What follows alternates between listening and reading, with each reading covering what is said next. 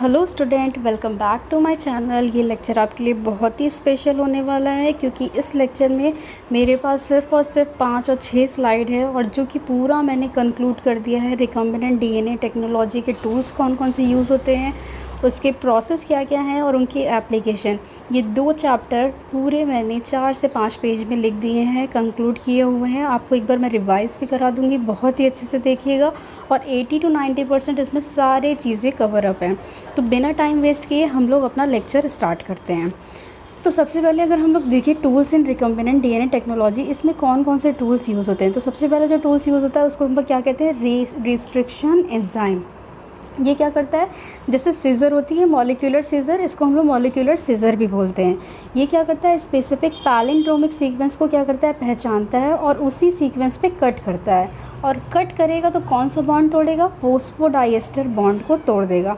तो अगर यहाँ पे अगर हम एग्जांपल देखें, जैसे GATC है, तो अगर 5 प्राइम से अगर हम लोग यहाँ से पढ़ रहे हैं फ्रॉम लेफ़्ट टू राइट तो ये GATC सीक्वेंस आ रहा है, और राइट टू लेफ़्ट अगर 5 प्राइम टू 3 प्राइम पढ़ रहे हैं ये भी GATC आ रहा है।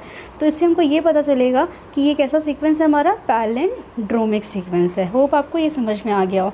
अब हमको ये जानने की ज़रूरत है कि बैक्टीरिया है, अगर वो किसी वायरस से इन्फेक्टेड होता है तो वो कैसे खुद को बचाता है। तो बैक्टीरिया बहुत ही चालाक होता है, वो क्या करता है, अपने डीएनए को मिथाइलेट कर देता है। क्या करता है, अपने डीएनए के जो न्यूक्लियोटाइड होते हैं उसके ऊपर मिथाइलेशन कर देता है, मिथाइल ग्रुप का एडिशन कर देता है। तो इससे क्या करेगा, वो अपने डीएनए को पहचान लेगा और जैसे ही कोई फॉरेन डीएनए आएगा उसको क्या करेगा, पकड़ के रिस्ट्रिक्शन एंजाइम से उसको उसके टुकड़े टुकड़े कर देगा, डिग्रेड कर देगा वायरल डीएनए को। तो रिस्ट्रिक्शन एंजाइम अगर हम लोग देखें तो ये 2 तरीके के होते हैं, एक एंडोन्यूक्लियस एक एक्सोन्यूक्लियस।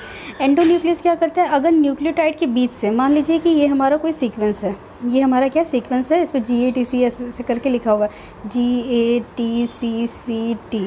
तो अगर हम क्या कर रहे हैं, 1 by 1 एंड से निकाल रहे हैं, एक ठो निकाल रहे हैं न्यूक्लियोटाइड, इसको हम क्या कहेंगे, एक्सोन्यूक्लियस। या फिर हम 1 by 1 इस साइड से निकाल रहे हैं तो ये हमारा क्या होगा, ये हमारा कहलाएगा एक्सोन्यूक्लियस। लेकिन वही हम क्या करते हैं, अगर बीच से यहाँ से अगर रेड वाली लाइन जैसे बीचों बीच से कट कर दें या यहाँ से कट कर दें, यानी अगर हम बीच से किसी थ्रेड को अगर तोड़ते हैं तो वो हमारा क्या हो जाएगा, एंडोन्यूक्लियस। और वही अगर किसी थ्रेड को अगर मान लीजिए कंसिडर करिए, अगर हम एंड से छोटे छोटे टुकड़ों में काटे जा रहे हैं, एक एक पार्ट को काट रहे हैं तो वो एक्सोन्यूक्लियस। वैसे ही हमारा न्यूक्लियोटाइड अगर एंड से कटेगा तो एक्सोन्यूक्लियस और बीच से कटेगा तो उसको हम लोग क्या कहेंगे, एंडोन्यूक्लियस।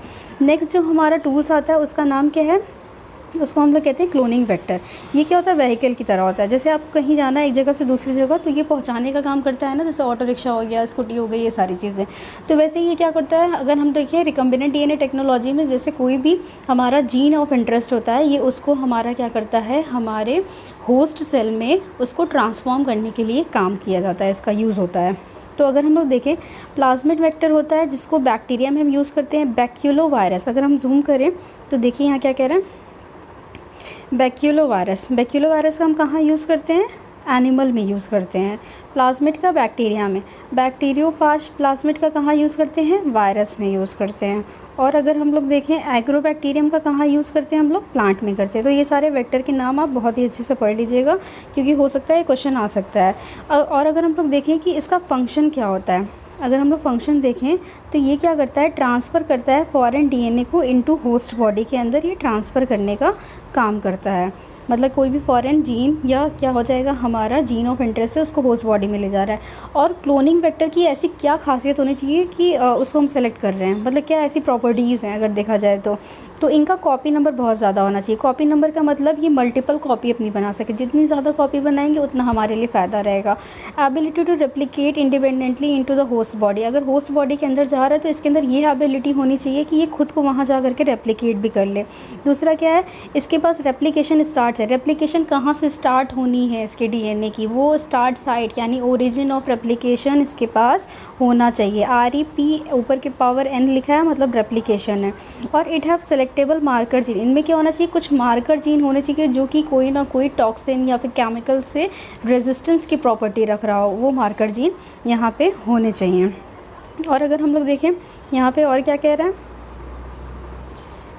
तो और क्या प्रॉपर्टीज़ है, तो सिलेक्शन मार्कर जीन जो होता है वो और क्या करता है, एक तो रेजिस्टेंस प्रोवाइड कराता है, दूसरा क्या ट्रांसफॉर्म्ड और नॉन ट्रांसफॉर्म्ड सेल के बीच में डिफरेंशिएट करता है। ये अभी आगे नेक्स्ट पेज में हम लोग पढ़ेंगे कैसे करता है। तो जैसे एग्जांपल में हो जाएगा एम्पिसिलिन रेजिस्टेंस जीन हो जाएगा। दूसरा क्या होना चाहिए, क्लोनिंग वेक्टर के पास क्लोनिंग साइट होनी चाहिए, जिस साइट पे अगर हम मान लीजिए ये हमारा वेक्टर है, ये हमारा क्या है, वेक्टर है डबल स्ट्रैंड, और हमको यहाँ क्या करना है, इस जगह हमको अपना जीन ऑफ इंटरेस्ट करना चाहिए। तो ये साइट जो होना चाहिए यहाँ पे क्लोनिंग साइट होनी चाहिए। मतलब हम क्या करें, जैसे कोई धागा है, ऐसे सर्कुलर धागा है, तो अगर यहाँ से कट करें, जहाँ से हम कट करें वो क्लोनिंग साइट होती है, तो इसी जगह हम क्या करेंगे, कट करेंगे और इसी जगह हम अपना जीन ऑफ इंटरेस्ट को इंसर्ट कर देंगे यहाँ पर। तो ये साइट हमारी होनी चाहिए जहाँ पे जीन ऑफ इंटरेस्ट को हम लोग क्या कर सकें, इंसर्ट कर सकें। नेक्स्ट अगर देखें, एंटीबायोटिक रेजिस्टेंस जीन भी होना चाहिए। एंटीबायोटिक रेजिस्टेंस जीन्स क्या करता है, ये क्या करता है, किसी भी एंटीबायोटिक से रेजिस्टेंस का काम करता है। मतलब कोई भी एंटीबॉडी अगर हम लोग क्या कर देंगे, एंटीबायोटिक को अगर हम क्या कर देंगे, मीडियम पे दे देंगे, तो अगर उस वेक्टर के अंदर ये मार्कर जीन प्रेजेंट होगा तो वो क्या कर लेगा, रेजिस्ट कर जाएगा और सर्वाइव कर जाएगा, और अगर नहीं प्रेजेंट होगा तो वो क्या हो जाएगा, डाई हो जाएगा। तो ये हमारी बातें हो गई। डीएनए पॉलीमरेज क्या, ये रिवीजन है इसलिए मैं थोड़ा फास्ट चल रही हूँ। डीएनए पॉलीमरेज में क्या होता है, इसमें क्या करेंगे, जैसे डीएनए अगर एक हमारा न्यूक्लियोटाइड अगर क्या हो गया है, सिंथेसाइज हो गया है, सपोज़ कीजिए यहाँ पे ये हमारा डीएनए क्या है, हमारा पेरेंटल डीएनए, इसी की हमें कॉपी बनानी है। तो यहाँ पे क्या होगा, ये आया और यहाँ पे एक न्यूक्लियोटाइड आया, फिर दूसरा आया, तीसरा आया, चौथा आया, पहले ए आया, फिर टी आया, फिर जी आया। तो एक एक न्यूक्लियोटाइड कौन यहाँ ऐड कर रहा है, कौन पकड़ पकड़ के लेकर के आ रहा है और यहाँ ऐड करा रहा है, और फिर पूरे स्ट्रैंड को कम्प्लीटली क्या कर दे रहा है, डबल स्ट्रैंड बना दे रहा है, सिंथेसाइज कर रहा है। तो ऐसे एंजाइम को हम क्या कहते हैं, डीएनए पॉलीमरेज, जो कि क्या करता है, सक्सेसिव न्यूक्लियोटाइड को क्या करता है, ऐड करता है to the newly synthesizing strand में। लाइगेज क्या करता है, ये जो आप न्यूक्लियोटाइड देख रहे हैं जैसे जी टी या टी ए, ये दोनों आपस में किससे जुड़े होते हैं, फोस्फोडाइएस्टर बॉन्ड। तो अगर हमको क्या करना है, इन दोनों न्यूक्लियोटाइड को अगर जोड़ना है, जैसे मान लीजिए अगर कंसिडर करिए दो धागे हैं, एक ये धागा है हमारा, एक ये है हमारा ग्रीन वाला, और दूसरा क्या है, ये ब्लू वाला। इन दोनों धागे को हमको यहाँ से क्या करना है, इसको जोड़ देना है। तो इसको जोड़ने के लिए हम क्या करेंगे, ग्लू लगा सकते हैं। तो वैसे ही हम क्या करेंगे, रिकम्बिनेंट डीएनए टेक्नोलॉजी में अगर हमारा क्या है, दो अगर हमारा ऐसे स्ट्रैंड है, अगर उसको हमें जोड़ना है तो हम क्या करेंगे, उसके लिए लाइगेज का यूज़ करेंगे। तो लाइगेज करता क्या है, इन दोनों न्यूक्लियोटाइड के बीच में क्या कर देगा, फोस्फोडाइएस्टर बॉन्ड बना करके दोनों को चिपका देगा, ग्लू कर देगा। तो ये क्या करता है, use to join two end by phosphodiester bond, ये हो जाएगा हमारा। होप आपको ये बहुत ही अच्छे से समझ में आया हो। मूव करते हैं हम लोग नेक्स्ट प्रोसेस की तरफ। तो टूल्स हम लोगों ने सारे पढ़ लिए, क्लोनिंग वेक्टर था, और क्या था, रिस्ट्रिक्शन एंजाइम था, एंटीबायोटिक रेजिस्टेंस जीन्स था, डीएनए पॉलीमरेज था, लाइगेज था, क्लोनिंग वेक्टर, रिस्ट्रिक्शन एंजाइम। इतने हमारे क्या हो गए, टूल्स हो गए। अब हम लोगों को पढ़ना है प्रोसेस, कैसे प्रोसेस होगा। प्रोसेस करने के लिए सबसे पहले हमको क्या करना पड़ेगा, ये थोड़ा ऊपर नीचे हो गया, सबसे पहले हमको आइसोलेट करना होगा। आइसोलेट मतलब कोई भी अगर बैक्टीरिया है उसके अंदर से अगर हमको जीन निकालना है, ये बैक्टीरिया है, उसके न्यूक्लियस में प्रेजेंट, अगर ये बैक्टीरिया है, इसके अंदर न्यूक्लियस तो खैर होगा नहीं, बैक्टीरिया के अंदर हमारा यहाँ क्या है, डीएनए प्रेजेंट है। ये मान लीजिए क्या है, हमारा बैक्टीरिया, और बैक्टीरिया के अंदर ये इसका जेनेटिक मटेरियल यहाँ प्रेजेंट है। तो कैसे हम निकालेंगे, ये जो आउटर वॉल है इसको ब्रेक करेंगे तभी ना ये बाहर निकल आएगा। कोई भी चीज़ है, बलून है, बलून के अंदर कोई सामान है तो बलून को क्या करेंगे, बाहर की लेयर को काटेंगे तभी ना अंदर की चीज़ें बाहर आएंगी। तो ऐसे ही हमको करना है। तो यहाँ पे हम क्या करेंगे, प्लाज्मा मेम्ब्रेन को क्या कर देंगे, कट कर देंगे या ब्रेक कर देंगे ताकि उसका डीएनए रिलीज़ हो जाए। और ये कैसे करेंगे, कुछ एंजाइम्स के थ्रू होता है। जैसे अगर हम एग्जांपल यहाँ पे देखें कौन कौन से एंजाइम हो सकते हैं, तो लाइसोजाइम जो होता है बैक्टीरिया में यूज़ होता है उसके मेम्ब्रेन को कट करने के लिए ताकि उसका जेनेटिक मटेरियल निकल सके। सेलुलोज हमारे क्या होता है, प्लांट में होता है, तो सेलुलोज को ब्रेक करेंगे सेलुलोज के थ्रू। और फिर काइटिन की लेयर किस में होती है, फंजाई में होती है, इसीलिए हम लोग काइटिनेज एंजाइम का यूज़ करेंगे। और ये सेलुलेज है, ठीक है। तो ये हमारी चीज़ें हो गई। तो आइसोलेट हम लोगों ने कर लिया। अब इसके बाद हमें क्या करना है, आइसोलेशन के बाद अब हमें क्या करना है, हम क्या करेंगे, कट करेंगे जो डीएनए हम निकालिए। मतलब इतना पोर्शन हम क्या किए, डीएनए का ये पोर्शन हम क्या कर दिए, बाहर निकाल दिए। अब हमारे यहाँ डीएनए आ गया। अब इस डीएनए का हमको मान लीजिए इतना ही सेक्शन हमारे काम का है, इतना सेक्शन हमारे काम का है, तो इसको हमें कट करना होगा ना, सिर्फ इतना सेक्शन। और ये कॉर्नर वाले जो सेक्शन है जिस पे सर्कल मैंने बनाया है, इसको हमें रिमूव कर देना है। तो कैसे हम इसको करेंगे, तो मान लीजिए ये हमारा कोई डीएनए, जूम करते हैं हम लोग, थोड़ा क्लियर नहीं है, आप लोग कोऑपरेट कीजिएगा। तो मान लीजिए ये क्या है, हमारा एक डीएनए है, ये क्या है, डीएनए है। तो हम इसको क्या करेंगे, कट करेंगे, किसके थ्रू, रिस्ट्रिक्शन एंजाइम के थ्रू इसको कट करेंगे। तो मान लीजिए एक कट हमने यहाँ लगाया और दूसरा कट हमने यहाँ पे लगाया, तो ये क्या हुआ, ये स्ट्रैंड अलग यहाँ से यहाँ तक, यहाँ से यहाँ तक एक स्ट्रैंड अलग। अब बीच का जो मैं यहाँ पे येलो कलर से आपको कलर करके दिखा रही हूँ, ये वाला हमारा क्या है, जीन ऑफ इंटरेस्ट है, बीच वाला। तो मान लीजिए हमको ये जीन ऑफ इंटरेस्ट मिल गया। कोई और कलर ले लेते हैं, ये विजिबल नहीं हो रहा है। मान लीजिए ब्राउन कलर मैं ले रही हूँ, तो ये हमको यहाँ पे मिल गया, ये हमारा जीन ऑफ इंटरेस्ट मिल गया। तो अब हम क्या करेंगे, जीन ऑफ इंटरेस्ट को हम पहचानेंगे कैसे। इसको पहचानने के लिए क्या करेंगे, हम इसको जेल इलेक्ट्रोफोरेसिस में क्या करा देंगे, इसको रन करा देंगे। रन कराएंगे तो हमको साइज़ अगर हमारे पास कोई एक होगी तो उससे हम अगर कंपेयर करेंगे तो हमको अपने साइज़ का मिल जाएगा। लेकिन उसके पहले हमको क्या करना है, वेक्टर को भी तोड़ना है। वेक्टर को तोड़ना है क्योंकि हम लाइगेट कहाँ करेंगे, जीन ऑफ इंटरेस्ट को वेक्टर में ही लेकर जाएंगे ना। मतलब अगर कोई भी चीज़ है उसको उस बॉक्स में रख करके तभी ना ट्रांसफ़र करेंगे किसी जगह पे, तो वो बॉक्स को भी हमें कट करना होगा ताकि उसके अंदर क्या कर सके, इंसर्ट कर सके जीन ऑफ इंटरेस्ट को। तो मान लीजिए ये हमारा क्या है, वेक्टर है। तो वेक्टर को भी हम लोग क्या करेंगे, मान लीजिए ये हमारा क्या है, वेक्टर है। तो वेक्टर में भी एम्पिसिलिन रेजिस्टेंस जीन है और आई जीन है, तो इसको हम रिस्ट्रिक्शन एंजाइम से कट के, देखिए आप यहाँ पे गैप यहाँ आ गया, तो मतलब यहाँ पे ये भी कट गया है। तो वेक्टर को कट किया हम लोग ने, अपने डीएनए को भी कट किया, जीन ऑफ इंटरेस्ट निकाल दिया। अब हम क्या करेंगे, इसको हम जेल इलेक्ट्रोफोरेसिस पे रन करा देंगे। लेकिन रन कराने के लिए हमको क्या करना पड़ेगा, मान लीजिए ये जेल है हमारा, ये जेल इलेक्ट्रोफोरेसिस है इतना।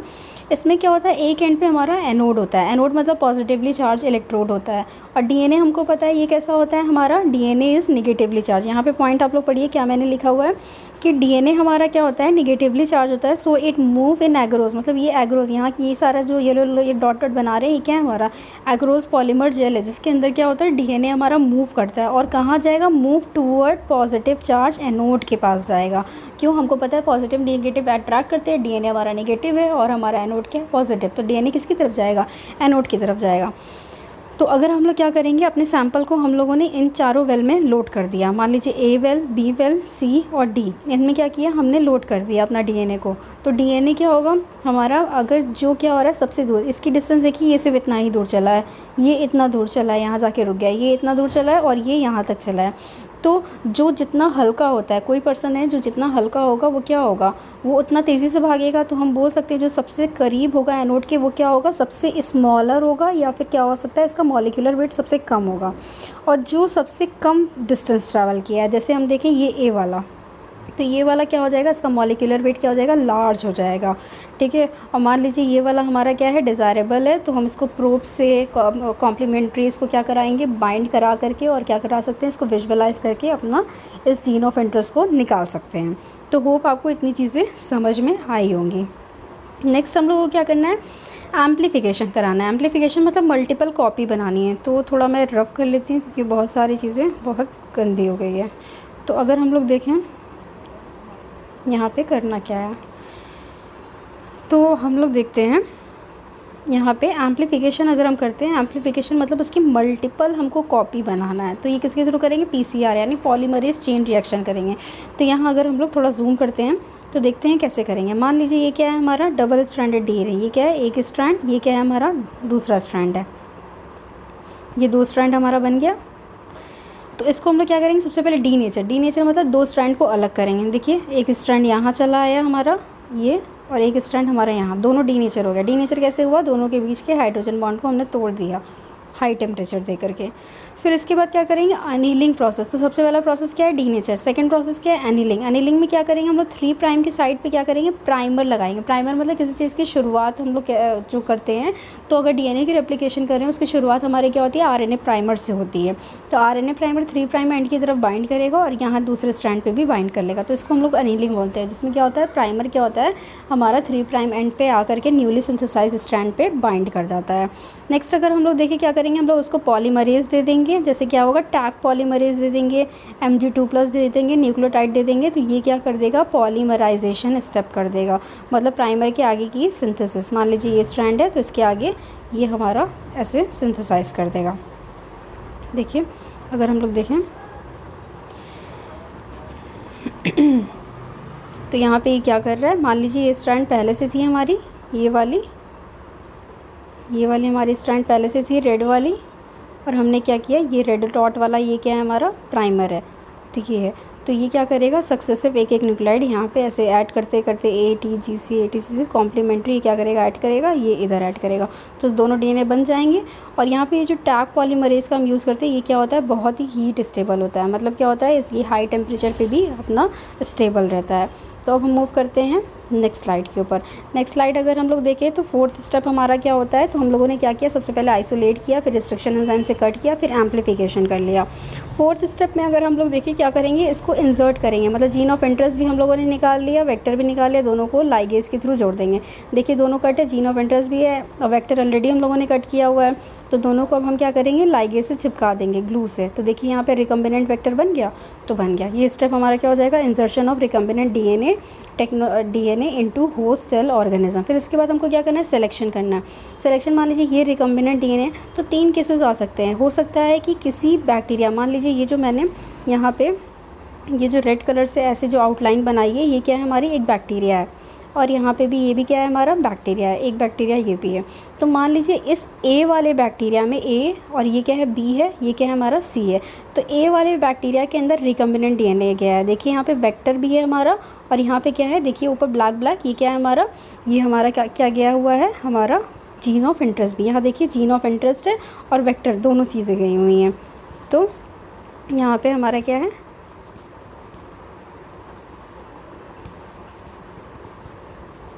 एक मिनट,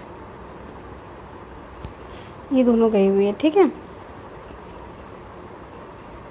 तो अगर A वाले में देखें तो यहाँ पे क्या हुआ है, हमारा क्या हुआ है, वेक्टर भी गया है, वेक्टर के साथ साथ जीन ऑफ इंटरेस्ट, दोनों के दोनों गए हैं। देखिए ये पूरा सर्कल वेक्टर है और उसके ऊपर क्या है, हमारा जीन ऑफ इंटरेस्ट भी है। तो ये वाले में हमारे सारी चीज़ें गई हैं। लेकिन अगर हम B वाला डायग्राम देखें, इसमें क्या है, हमारा सिर्फ और सिर्फ वेक्टर गया है। क्या कोई जीन ऑफ इंटरेस्ट दिख रहा है, नहीं। और वेक्टर में हमारा एम्पिसिलिन रेजिस्टेंस जीन है, टेट्रासाइक्लिन रेजिस्टेंस जीन है, और आई है रेप्लिकेशन स्टार्ट करने के लिए, लेकिन यहाँ पे क्या है, सिर्फ वेक्टर गया है। और ये वाले बैक्टीरिया को तो ना ही वेक्टर मिला है, ना ही क्या है इसमें रिकम्बिनेंट DNA वेक्टर है, ना ही जीन ऑफ इंटरेस्ट, कुछ भी नहीं गया है।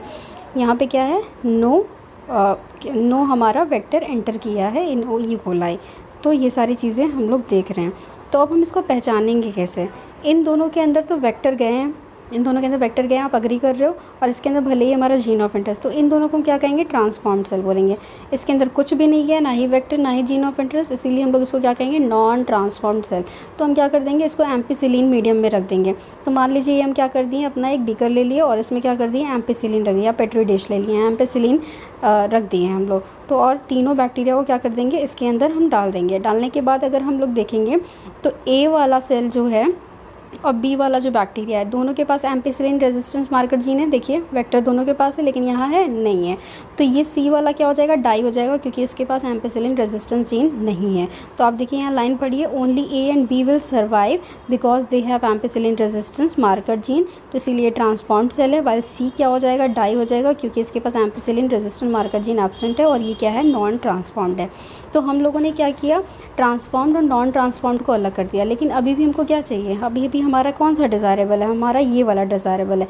ये दोनों तो हमको मिल गए। इन ट्रांसफॉर्म्ड सेल में से अभी हमको रिकम्बिनेंट वाला चाहिए, नॉन रिकम्बिनेंट वाला, इसको हमको निकालना है। तो अब हम क्या करेंगे, फिर से इसको टेट्रासाइक्लिन रेजिस्टेंस, इसको हम लोग क्या कर देंगे, इसको एक ऐसे पेट्री डिश में रखेंगे जिसमें टेट्रासाइक्लिन हम दे देंगे।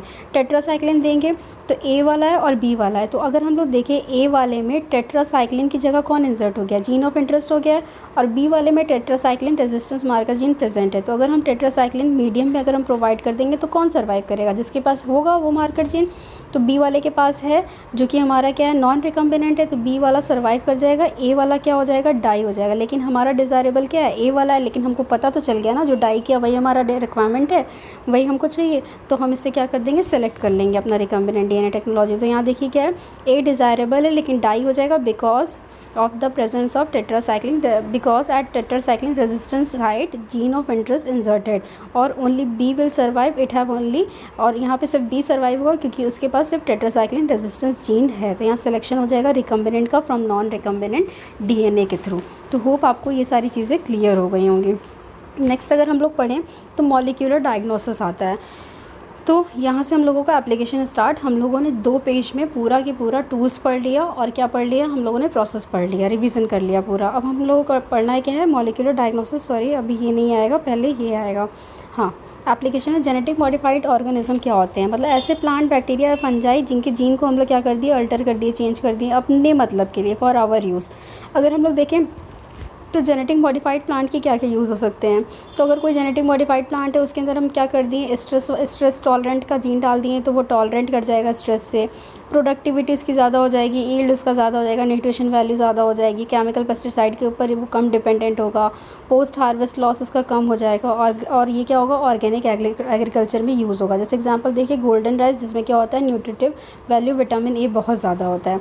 तो ये हमारा जेनेटिक मॉडिफाइड प्लांट हो गया। पेस्ट रेजिस्टेंट प्लांट देखें तो ये कैसे बनता है। तो अगर कोई प्लांट है तो उसके ऊपर अगर कोई पेस्ट है वो अटैक कर रहा है तो हम क्या करेंगे, उस प्लांट में क्या कर देंगे, आरएनए यानी आरएनए इंटरफेरेंस दे देंगे, जो कि क्या करेगा, जो भी इंसेक्ट या पेस्ट है या वायरस है उसके ऊपर अटैक किया, उसके स्ट्रैंड, डबल स्ट्रैंड डीएनए जो रहेगा उससे क्या कर लेगा, बाइंड कर जाएगा आरएनए। तो आरएनए जहाँ बाइंड करेगा, बाइंड करने के बाद इस डबल स्ट्रैंडेड आरएनए को क्या कर देगा, इसका ट्रांसलेशन रोक देगा। ट्रांसलेशन रोकने का मतलब ये क्या करेगा, इसका एमआरएनए से प्रोटीन बनने ही नहीं देगा। जहाँ प्रोटीन नहीं बनेगा तो वो प्लांट क्या हो जाएगा, रेजिस्टेंस हो जाएगा, सीधी सी बात है। फिर अगर हम लोग बीटी टॉक्सिन जीन देखें, ये क्या होता है, ये कौन प्रोड्यूस करता है, बीटी टॉक्सिन जो प्रोटीन होता है कौन प्रोड्यूस करता है, बैसिलस थुरिनजेंसिस प्रोड्यूस करता है, और ये जीन इसी के अंदर प्रेजेंट होता है। तो मान लीजिए ये बीटी बैसिलस थुरिनजेंसिस है और इसके अंदर इसका जीन प्रेजेंट है। तो इस जीन को हम क्या कर लेंगे, आइसोलेट कर लेंगे। आपको पता है कैसे निकालना है, बैक्टीरिया के मेम्ब्रेन को हमको क्या करना है, किसी भी तरीके से तोड़ना है और जीन को बाहर निकालना है। निकालने के बाद इसको क्या करेंगे, वेक्टर को भी हम लोग तोड़ लेंगे रिस्ट्रिक्शन एंजाइम के थ्रू, और बीटी टॉक्सिन जीन को भी रिस्ट्रिक्शन एंजाइम से कट कर लेंगे। फिर क्या कर लेंगे, इस जीन को हम क्या कर देंगे, इस वेक्टर के अंदर क्या कर देंगे, इनकॉर्पोरेट कर देंगे। तो आपने देखा यहाँ पे ब्लैक शेडेड जो है ये क्या है, हमारा बीटी टॉक्सिन जीन है। फिर इसको क्या कर देंगे, प्लांट में भेज देंगे। प्लांट में जैसे ही भेजेंगे तो प्लांट क्या हो जाएगा, अब रेजिस्टेंस हो जाएगा उन इंसेक्ट से जो इसको प्लांट को हार्म कर रहा था। वो इंसेक्ट हमारे कौन कौन से हो सकते हैं, लेपिडोप्टेरन हो सकता है, डिप्टेरन हो सकता है। तो इनसे क्या हो जाएगा, ये रेजिस्टेंस हो जाएगा। कैसे रेजिस्टेंट होगा, जब ये बीटी टॉक्सिन जीन, जब ये क्या होता है उन इंसेक्ट के पेट में जाता है तो पेट का नेचर कैसा होता है, अल्कलाइन होता है। तो वहाँ जाते ही क्या होता है, ये जो बीटी टॉक्सिन जो इनएक्टिव फॉर्म में पहले से प्रेजेंट था वो क्या हो जाएगा, अल्कलाइन नेचर की वजह से एक्टिव हो जाता है।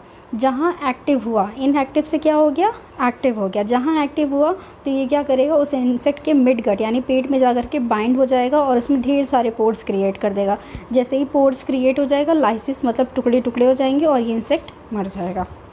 तो होप आपको ये क्लियर हो गया होगा। नेक्स्ट अगर हम लोग देखें तो मॉलिक्यूलर डायग्नोसिस हम कैसे करेंगे। मॉलिक्यूलर डायग्नोसिस के लिए अगर हम लोग देखें तो यहाँ पे हम क्या कर सकते हैं, अर्ली डायग्नोसिस अगर करना है किसी भी डिज़ीज़ का तो हम किसके थ्रू कर सकते हैं, पीसीआर। मतलब अगर वो कोई भी अगर हमको क्या कर रहा है, जीन की वजह से हमको क्या हो रहा है, कोई वायरस है उसका जीन हमको पता करना है तो हम क्या कर सकते हैं, अगर वो जीन हमारे अंदर प्रेजेंट है तो उस जीन का हम क्या कर सकते हैं, ढेर सारा पॉलीमरेज चेन रिएक्शन के थ्रू उसका मल्टीपल कॉपी बना देंगे तो इसको हम डायग्नोस आराम से कर लेंगे। तो हम किसके थ्रू कर सकते हैं, पीसीआर के थ्रू कर सकते हैं। इसका एम्प्लीफिकेशन हो जाएगा, न्यूक्लिक एसिड यानी कॉपी बन जाएगी और इससे हम पता कर सकते हैं, डायग्नोस कर सकते हैं किसी भी डिजीज़ का। दूसरा हमारा क्या है, रिकम्बिनेंट डीएनए टेक्नोलॉजी के थ्रू भी हम कर सकते हैं। तीसरा क्या है, पीसीआर तो हम लोगों ने पढ़ ही लिया। फिर फोर्थ वाला क्या है हमारा, एंजाइम लिंक्ड इम्यूनोसॉर्बेंट एसे के थ्रू यानी एलाइजा। मतलब अगर कोई हमारा क्या है, कोई भी हमारा मतलब पैरासाइट है या एंटीजन है जो हमको डिजीज़ कॉज कर रहा है, उसमें क्या होगा, एंटीजन होगा, उसके ऊपर कोई ना कोई पॉलीसैकेराइड या फिर प्रोटीन कुछ भी होगा, उससे क्या होगा, हमारा क्या होगा, एंटीबॉडी बाइंड कर जाएगा। जहाँ एंटीजन एंटीबॉडी बाइंड किया, एंटीजन कहाँ प्रेजेंट होगा, इस वायरस के ऊपर प्रेजेंट होगा, उसकी सरफेस पे कोई प्रोटीन या पॉलीसैकेराइड है वो एंटीजन होगा और एंटीबॉडी हमारे अंदर होगा। जैसे ही दोनों बाइंड करेंगे तो हमारा क्या हो जाएगा, एलाइजा का टेस्ट हो जाएगा और डायग्नोस हो जाएगा। अगर हम देखिए कैसे डायग्नोस करते हैं हम लोग, तो यहाँ पे क्या होगा, सिंगल स्ट्रैंडेड डीएनए या आरएनए होता है जो कि हमको डिजीज़ कॉजिंग ऑर्गेनिज्म का ये सिंगल स्ट्रैंडेड डीएनए और आरएनए, इसको हम लोग क्या कर देंगे, इसके ऊपर प्रोब डाल देंगे। प्रोब क्या होता है, यहाँ पे लेबल करने के लिए होता है, टैग करने के लिए होता है। तो ये डीएनए क्या हो गया, लेबल हो गया प्रोब डालने के बाद। अब इसको हम क्या करेंगे, इस सिंगल स्ट्रैंडेड डीएनए आरएनए को क्या कर देंगे, इसको कॉम्प्लीमेंट्री डीएनए से हाइब्रिडाइज करा देंगे। हाइब्रिडाइज कराने का मतलब दोनों को आपस में मिला देंगे और दोनों के दोनों कॉम्प्लीमेंट्री होंगे, मतलब अपोजिट रहेंगे दोनों। फिर इसको हम लोग क्या करेंगे, क्लोन करा देंगे और इसको हम लोग क्या कर देंगे, ऑटो रेडियोग्राफी के अंदर क्या कर लेंगे, इसको डिटेक्ट कर लेंगे।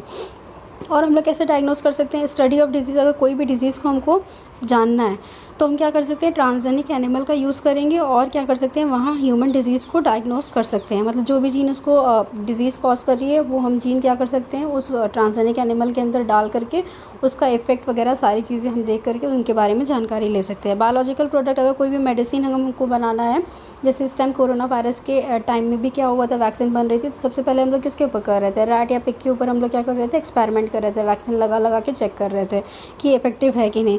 तो वैसे ही ट्रांसजेनिक एनिमल का हम यूज़ करते हैं ताकि बायोलॉजिकल प्रोडक्ट यानी मेडिसिन जो बनी है वो ट्रीट कर रही है कि नहीं डिज़ीज़ को अच्छे से। तो ये हो सकता है हमारा ट्रांसजेनिक एनिमल। अगर हम लोग देखें जैसे पिग हो सकता है, रैबिट हो सकता है हमारा, और क्या हो सकता है, माइस हो सकता है, जिनके जीन को हम चेंज करते हैं अपने इंटरेस्ट के लिए। बेनिफिट क्या क्या हो सकता है ट्रांसजेनिक एनिमल का, तो ये हमारा क्या हो सकता है, कोई भी डिज़ीज़ को ट्रीट करने के लिए, चाहे फेनिल कीटोनूरिया हो गया, सिस्टिक फिब्रोसिस हो गया। ट्रांसजेनिक अगर काऊ है, इसका नाम क्या है, रोज़ी, इसका क्यों यूज़ किया गया था, ताकि मिल्क का प्रोडक्शन ये कर सके और इसके मिल्क का हम लोग ह्यूमन बेबी को फीड करा सके। और इसके मिल्क में ऐसे कौन सा जीन डाला गया था, अल्फ़ा लैक्टोल्ब्यूमिन जीन इसको डाला गया था वेक्टर के थ्रू। ट्रांसजेनिक एनिमल का हम लोग यूज़ करते हैं ताकि वो क्या कर सके, टेस्ट कर सके सेफ्टी ऑफ वैक्सीन, मतलब वैक्सीन अच्छे से काम कर रही है कि नहीं, ये भी हम ट्रांसजेनिक एनिमल के थ्रू पता कर सकते हैं। और हम लोग साइड इफ़ेक्ट भी पता कर सकते हैं किसी भी टॉक्सिन जीन का कि वो क्या है कि नहीं। तो मतलब अगर कोई वायरस है उसके अंदर अगर हम वो जीन डाल देंगे जो कि सेंसिटिव होगा उस टॉक्सिन के, तो हमको अगर उसके ऊपर कोई ना कोई इफेक्ट होगा तो उसका साइड इफ़ेक्ट हम स्टडी कर सकते हैं। का कॉल आ रहा है, बात हुई।